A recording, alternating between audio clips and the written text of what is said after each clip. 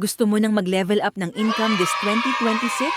Pero hindi mo alam kung anong skill ang dapat mong pag-aralan na magiging in demand?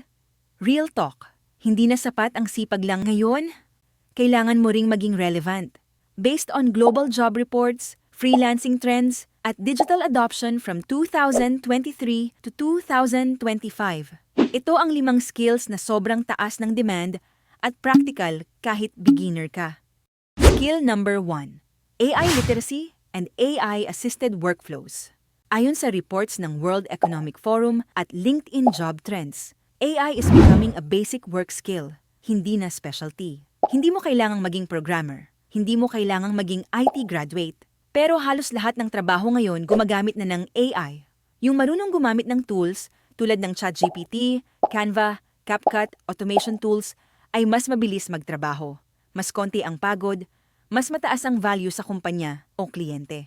Pero baka sabihin mo ngayon, hindi naman ako computer savvy. Ito ang totoo, halos lahat ng marunong ngayon, dati ring hindi marunong. Hindi ka late, hindi ka mahina, hindi ka bobo. Hindi ka lang nakakapagsimula pa. Hindi ka rin naman marunong mag-cellphone nun. Hindi ka marunong mag-text. Hindi ka marunong mag-Facebook. Hindi ka marunong mag-Gcash. Pero ngayon, automatic na. Bakit? Hindi dahil mas matalino ka ngayon, kundi dahil ginamit mo araw-araw. Ang tech ngayon, ginawa para sa ordinaryong tao. Hindi para sa genius. Kung marunong ka mag-YouTube, mag-Facebook, mag-Shopee, kaya mo matutunan ang basic digital skills. Kailangan mo lang maging willing matuto. Ang future ay hindi para sa mga lumalaban sa AI, para ito sa mga marunong makipagtrabaho sa AI. Skill number 2, short-form video editing and content production. Every business, maliit man o malaki, kailangan ng video para ma-notice online. TikTok, Reels, Shorts. Dito na tumitingin ang tao. Kaya lahat ng negosyo kailangan ng content, hindi lang pang-influencer, pang-negosyo rin. Kaya in-demand ang video editors, content creators, motion graphics editor, at marunong gumawa ng short-form videos. Phone at basic editing skills pwede na. Skill number 3, digital marketing and social media strategy. Hindi na sapat ang marunong lang mag-post sa social media.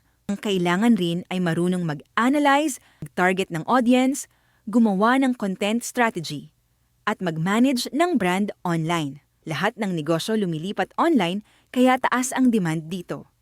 Skill number 4, tech and customer service hybrid skills. Ito ang evolution ng BPO industry. Companies now need support agents who also understand basic tech, email handling, chat support, troubleshooting, and using AI-assisted tools. Ito pa rin ang isa sa pinakamalakas na job markets sa Pilipinas. At mas tataas pa ang demand this 2026. Skill number 5, entrepreneurship and digital selling. Based on digital economy and freelancing studies, online selling and personal brands are growing steadily. Hindi ito tungkol sa mag-business agad. Ito ay tungkol sa learning how money moves online. Ito na ang essential skill ng modern Pinoy.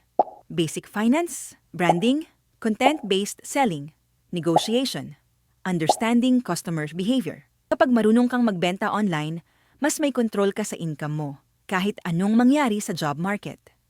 Kaya kung gusto mong maging future ready, ito ang 5 skills na pinakamalakas at pinaka-praktikal this 2026. At pwede mo itong simulan kahit beginner ka. Pwede kang rin magsimula sa mga free tutorials online. Pero kung tatanungin mo ko ako, alin dito ang pinaka-importante? Simple lang.